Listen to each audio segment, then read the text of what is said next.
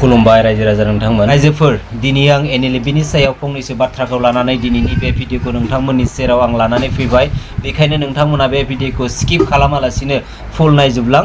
बेखिनिखौ आं नोंथांमोननि सेराव खावलायहरनाय थाबाय गिबियावनो नोंथांमोना NLBनि आफादगिरिनि बुंनाय फंनैसो बिबुंथिखौ नोंथांमोना खोनासंना लाग्रो केमाथ' जोंनिया होखाजानायसो नालाय थांनाय जानुवारियाव होखाजादों जोङो बेखायनो आफादाथ' दं दासिमबो दङ आरो थालांबाय थागोन बेखायनो जोङो जोंनि जानाखि बे मुंख्लं सान जों बेखौ थारमाने मोनसे जायगा फोथाराव खालामनांदों आरोखि सेन्ट्रेलि फालिदों उदालगुरियाव फालिदों आरो क'क्राझाराव फालिदों आरोखि मोननै जायगायाव फालिदों आरोखि उदालगुरिनियावहाय थारमाने बबे जायगायावहाय गोथै हाखर दङ गावनि थुमावहाय बेयाव खालामफैदों आरोखि उदालगुरिनिया ओमफ्राय जों क'क्राझारनिया केम्पनिया जों बेहाय खालामफैदों आरोखि सावरायनायखौ जोङो दाख्लै इलेक्सननि जोबखांनायनि उनाव जोङो मोनसे एपिल खालामदों आसाम गभर्नमेन्टखौ ओमफ्रायो आसाम गभर्नमेन्टनि CMखौ चिफ मिनिस्टारखौ ओमफ्रायो प्लास जोंनि BTRनि CM जोङो बिसोरनो थारमाने जोङो आपिल लेटार हरदोंमोन जाहाथे जोंखौहाय पुलिसफ्रा बा पुलिस पार्सनेलफ्रा थारमाने जोंखौ डिस्टार्ब खालामा जों गभर्नमेन्टजों सावरायफिननो रेडि होननानै जोङो एपिल खालामदोंमोन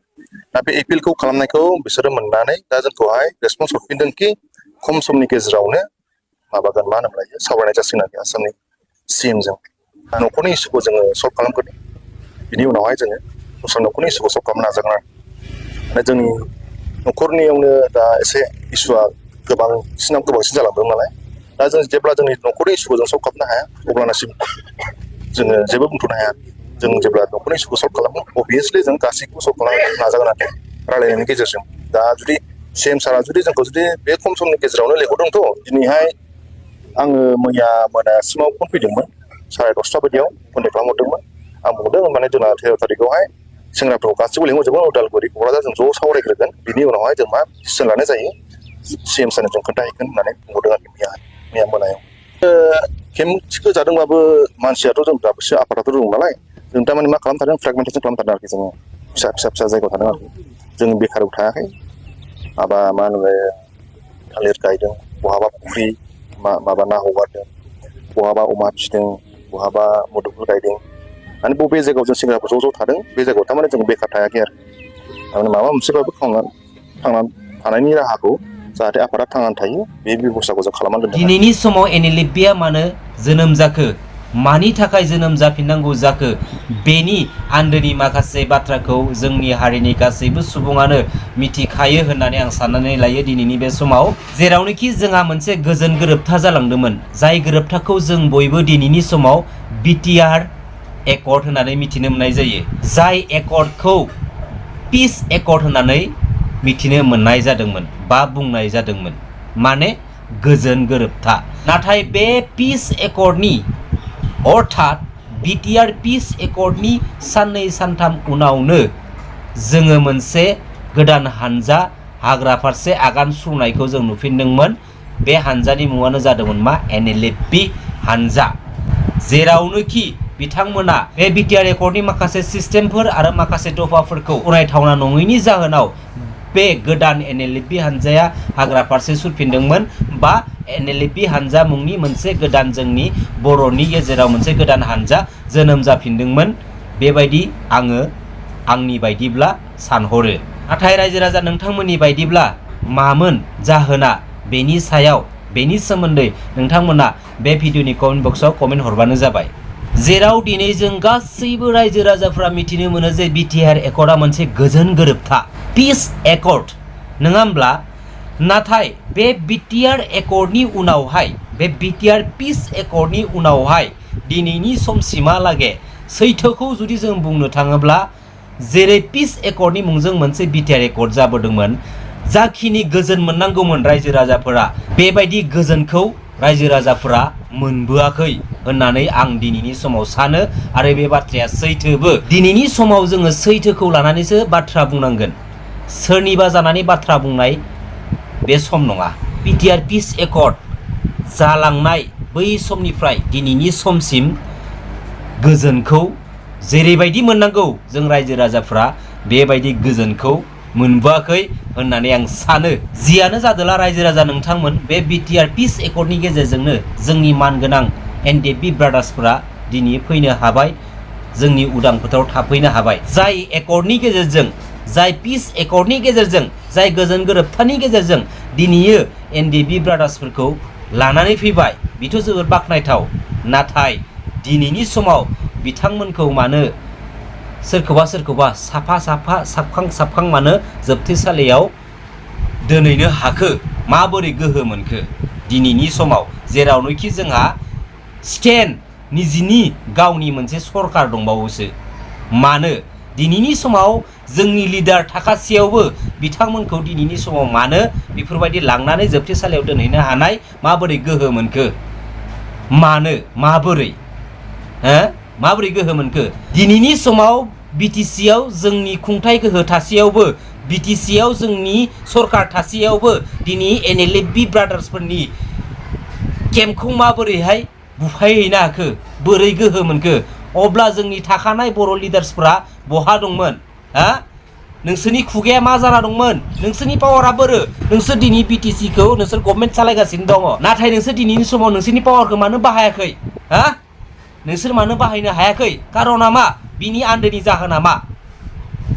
नोंसोर मानो दिनै नोंसोरनि पावारखौ बाहायनो हायाखै नोंसोरनि मेगन सिगाङावनो NLFB ब्रादार्सफोरनि केम्पखौ बुफायबाय दिनै NLFB ब्रादार्सफोरा आलाय सिलाय जेराव मेरावनो थाबायबायनानै थालिर बागान खालामनानै आलु खेथि खालामनानै माइ गायनानै अमा फिसिनानै दाउ फिसिनानै बोरमा फिसिनानै बिथांमोना गावबा गावनि जिउखौ दैदेनगासिनो दं नाथाय जाय समाव NLFB ब्रादार्सफोरनि केम्पखौ बुफायदोंमोन अब्ला BTC सरकारनि जोंनि लिडार्सफोरा नोंथांमोना मानो सिरि दंमोन नोंथांमोनाथ' सासेबो खोथा बुङाखै जाय समाव केम्प बुफायदोंमोन अब्ला नोंथांमोननि पावारा बोरो रायजो राजाफोरा नोंथांमोनखौ ओरैनो भट थुनानै लिडार्स खालामहरदों ना होमबा बेबायदि पावारलेस लिडार जाना थानानै जेबो मुलाम्फा गैया मिथिबाय बोरो नोंथांमोननि पावारा बोरो पावारलेस लिडार्स जोंनि बे थानाय जाखिनि लिडार्सफोर दं पावारलेस मालाय हारिनि खिथु सुनाय दैखौ सेकनिदो सरनानै लोंग्रा लिडार्सफोरसो दायो जाय समाव खोथा बुंनांगौ बै समाव नोंसोर खोथा बुंनो हाया मानि लिडार जाखो नोंसोरलाय मानि लिडार नोंसोरो मानि लिडार इनि गावजों गावनि गेजेराव खैफोदनि समाव जुदि नोंसोरो गसंथानानै जुदि खोथा बुंनो रोङाब्ला बाथ्रा बुंस'नो फैयाबा अब्ला नोंसोर मानि लिडार नाय रायजो राजा नोंथांमोन बैफोर माखासे खोथाखौ नोंथांमोना साननानै नोंथांमोना जोंनि गेजेराव ओरैबायदि लिडार सायख' जाय लिडारानोखि जोंनि गेजेराव माबाफोर खैफोद फैयोब्लाथाय जोंजों गसंफानानै बाथ्रा बुंनाय जोंजों गसंथानानै